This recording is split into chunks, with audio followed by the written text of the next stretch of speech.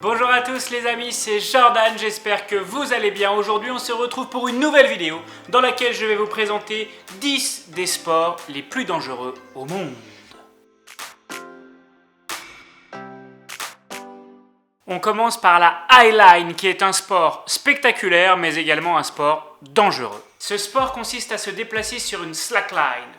Mais vous allez me dire, Jordan, c'est quoi une slackline? Mais si, vous savez, c'est les cordes que l'on a l'habitude de voir dans les parcs entre deux arbres avec des personnes qui s'amusent à traverser entre ces deux arbres sur la corde en équilibre. Bon, la highline, ça ne se passe pas entre deux arbres, mais plutôt entre deux falaises à des hauteurs de malade mental. Certains pratiquent ce sport avec un assurage complet, c'est-à-dire le baudrier, la corde, et les risques sont donc moins nombreux. D'autres, en revanche, pratiquent ce sport sans aucune assurance. Bon, qu'on soit assuré ou pas assuré, mieux vaut ne pas avoir le vertige pour faire de la highline puisque la corde se trouve souvent à plus d'une centaine de mètres de hauteur. Oui, vous avez bien entendu, 100 mètres. D'ailleurs, il me semble que le record du monde est à plus de 1500 mètres de hauteur. C'est pas demain la veille que j'irai tester ce sport, moi. On continue avec le base jump, un sport très spectaculaire que l'on a l'habitude de voir dans des dizaines de vidéos, mais c'est également un sport qui est très dangereux puisqu'il est la cause d'une trentaine de décès par an. On a tous déjà vu au moins une fois dans notre vie des vidéos de base jump. Mais si, vous savez, c'est ce sport qui consiste à sauter depuis un objet fixe qui se trouve à une hauteur comprise entre 50 et 1500 mètres environ, équipé bien sûr d'un parachute. Certains sauteurs portent même une wingsuit. Vous savez, c'est cette combinaison qui nous fait un petit peu ressembler à un oiseau et qui permet aux sauteurs de suivre les reliefs. Bon, vous l'aurez compris, le base jump, bien qu'étant un sport nous offrant des images magnifiques, est un sport dangereux puisqu'il y a des risques, notamment celui d'heurter l'objet duquel on vient de sauter en ouvrant son parachute. On enchaîne avec le ski ou le snowboard en freeride. Yeah, j'ai un excellent accent anglais. Vous connaissez déjà certainement tous le ski freeride grâce aux vidéos du fameux Candide Tovex. Ce sport extrême qui consiste à faire du ski en hors-piste est un sport dangereux puisque malheureusement des accidents arrivent régulièrement. En effet, en ski freeride, on descend des pentes qui ne sont pas balisées ni damées, donc les avalanches sont nombreuses et il arrive régulièrement que des athlètes se fassent emporter par des avalanches. Il y a également des chutes depuis le haut de corniche puisque régulièrement le skieur s'aventure dans des terrains inconnus et fait des sauts assez impressionnants et la moindre chute peut malheureusement être fatale. Et les accidents arrivent que l'on soit un amateur ou bien un professionnel puisque par exemple la freerideuse Estelle Ballet est décédée très récemment des suites d'une avalanche seulement quelques semaines après son titre de championne du monde.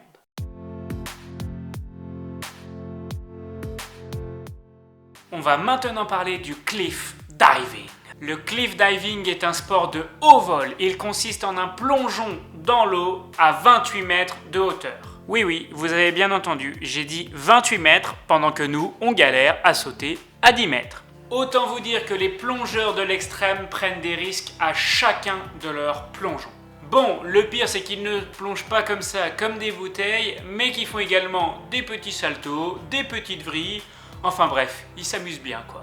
Bon, même si les accidents sont assez rares dans ce sport, ça reste un sport dangereux puisque la moindre erreur peut être fatale. En effet, après un saut équivalent à une hauteur de 8 étages, les plongeurs pénètrent dans l'eau à une vitesse de 90 km/h.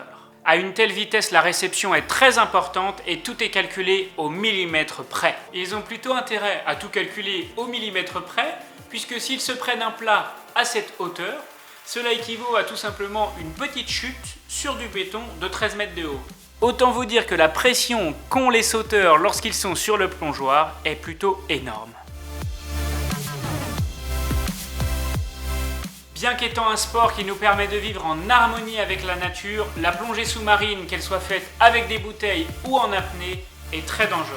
D'ailleurs, les accidents sont assez nombreux en France puisqu'on dénombre pas moins de 300 accidents par an, dont une cinquantaine sont mortels. L'accident le plus fréquent est l'accident de décompression qui arrive lorsque les plongeurs remontent trop vite à la surface sans faire les paliers de décompression. Il faut savoir que la plongée sous-marine n'est pas donnée à n'importe qui puisque les spécialistes conseillent à tous les plongeurs d'avoir une bonne condition physique au moment de leur plongée. Bon, ça reste quand même un sport très joli et pour avoir eu la chance de faire un baptême, je vous conseille de le tester. On enchaîne avec le MMA, aussi appelé combat libre et qui a été rendu célèbre par l'UFC, l'Ultimate Fighting Championship. Jambes cassées, malaise, mâchoire cassée, orteils disloqués, coupures et j'en passe, les blessures sont plutôt nombreuses lorsqu'on pratique le MMA. Il faut savoir pour ceux qui ne savent pas qu'en MMA, le combattant peut frapper son adversaire lorsque ce dernier est au sol. C'est d'ailleurs comme cela que la plupart des accidents sont arrivés et il y a déjà également eu des décès en pratiquant ce sport. D'ailleurs, ce sport fait souvent polémique puisqu'il est interdit en France et de nombreuses personnes adorant ce sport souhaitent sa légalisation dans notre pays. Bon, et si on parlait de moto maintenant? La moto est une activité très dangereuse, qu'elle soit pratiquée sur circuit, sur route ou bien en motocross, puisque les accidents sont souvent fatals dus au manque de protection des motards. Et oui, les protections sont très faibles puisque hormis le casque et la combinaison, le motard est livré à lui-même, contrairement à lorsque nous sommes en voiture où nous avons la coque de la voiture qui nous protège. Depuis 2010, en MotoGP et en Moto2, il y a eu 4 motards qui sont malheureusement décédés suite à des chutes, ce qui prouve que ce sport est dangereux. Et ne parlons pas d'une course qui se déroule en Angleterre sur l'île of Man, puisque le circuit qui est tracé sur cette île est tout simplement le plus dangereux au monde. En effet, en 100 ans d'existence, cette course est la plus meurtrière au monde. On compte pas moins de 220 pilotes qui sont décédés lors des essais ou lors des courses, et de nombreux spectateurs qui ont été blessés lors de chutes de concurrents. Bon, en tout cas, je tire mon chapeau à tous les motards qui font cette course, puisqu'en sachant ces statistiques, maintenant, je réfléchirai à 2 fois si je veux la faire. Comment ça? Vous ne connaissez pas le bull riding? Bon, en même temps, c'est un peu normal, puisque c'est un sport qui est populaire surtout aux États-Unis grâce à la PBR, Professional Bull Riders. Le but du sport est assez simple. En fait, c'est des cow-boys qui montent sur un taureau qui est plutôt excité quand même la bête, et il faut qu'ils tiennent à une seule main pendant au moins 8 secondes. Ensuite, les cow-boys reçoivent une note sur leur qualité technique et esthétique, et le taureau reçoit également une note selon sa performance. Ce sport a été élu comme le sport le plus dangereux des États-Unis, et les blessures et les commotions cérébrales sont très fréquentes chez les cow-boys. La rupture des ligaments croisés est l'une des blessures les plus fréquentes dans ce milieu, mais les blessures peuvent également être parfois beaucoup plus graves.